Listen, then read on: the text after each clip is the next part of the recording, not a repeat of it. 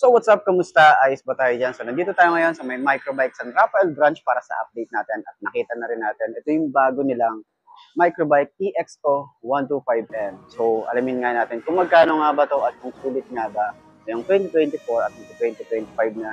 So tara, samahan nyo ako, alamin natin, walk around na natin. Nice.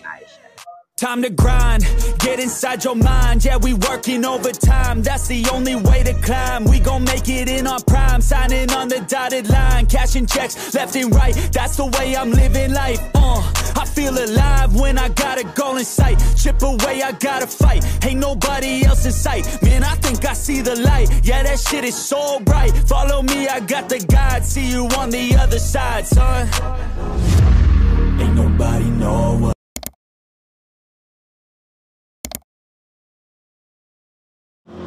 So ayun na nga, nakita na rin natin itong bago nilang microbike EXO 125N. So ikutan na natin para at least meron kayong idea kung magkano at kung sulit nga ba yung presyo at yung kanyang specs para dito. So tara, ikutan na natin.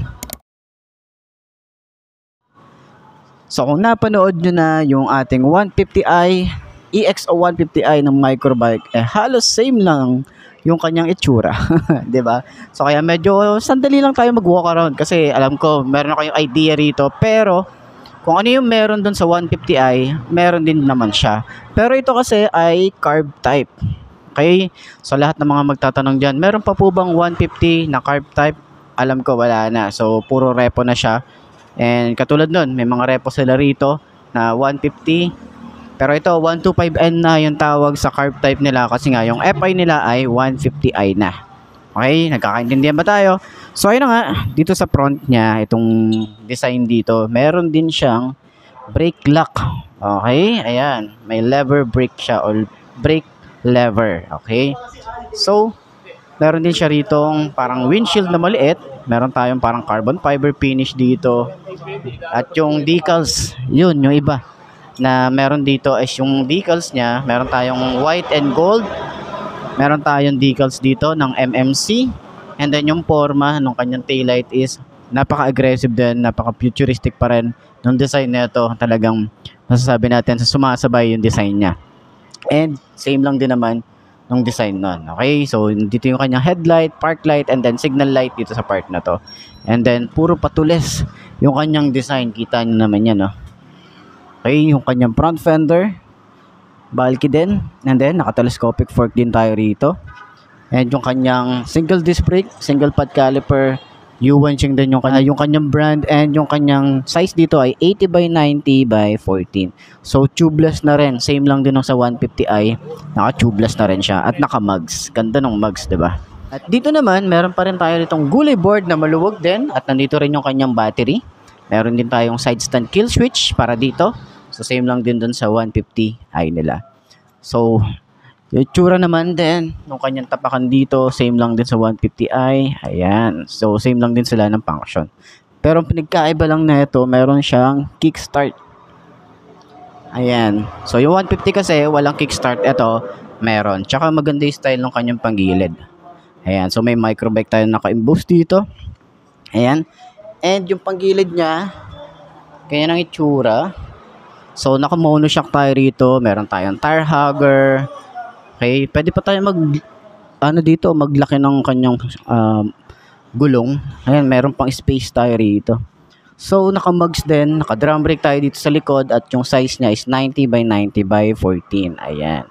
So U-Winching din yung kanyang brand. So meron tayong grab bar. Ito is glossy gray din. Tsaka maganda talaga yung grab bar na ito. Pero mas maganda, lalagyan natin siya ng top box dito para at least sa long ride meron tayong mga extra gamit na pwede pang ilagay. So yung kanyang taillight, same lang din sa 150. Ayan, maganda rin yung design niya, naka-LED na rin, pati yung signal light. May plate light tayo rito, yung kanyang lagay ng plate, and meron tayong reflector and malapad yung fender niya. Sa kanyang tambucho, napaka-futuristic pa rin and stylish yung datingan nito. Parang pang Honda Click yung itsura ng kanyang pipe.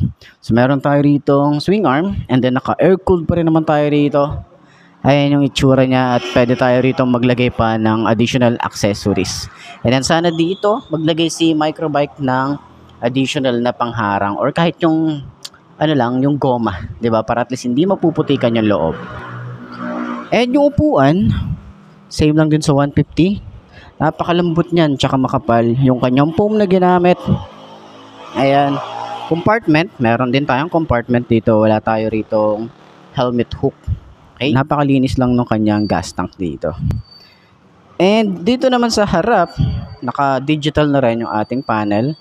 Dito meron siyang logo ng parang yung logo ng ano ng Olympics, parang ganoon. Then signal light and then yung kanyang pag naka high beam and engine check. So nakita na rin natin yung kanyang dashboard do sa 150, same lang din naman sila. And then pati mga switches, same lang din. Meron tayo rito on and off ng kanyang hazard.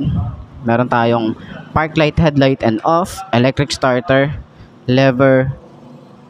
Halos same lang din naman dun sa 150. Ayan, napaka-smooth lang din.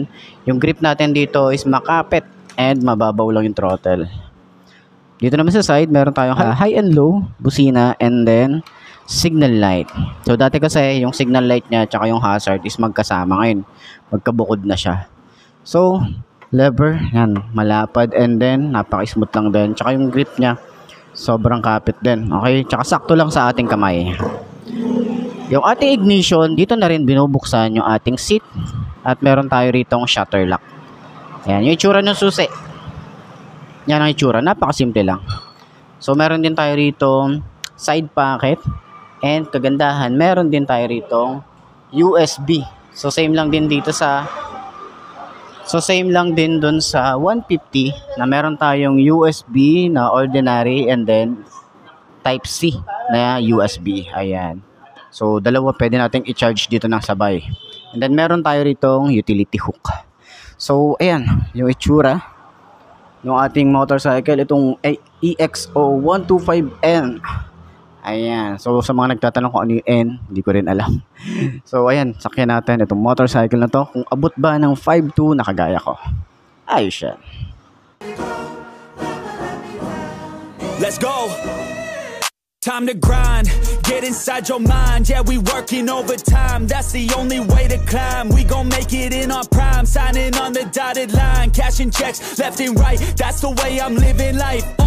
I feel alive when I got a goal in sight. Chip away, I gotta fight. Ain't nobody else in sight. Man, I think I see the light. Yeah, that shit is so bright. Follow me, I got the guide. See you on the other side, son.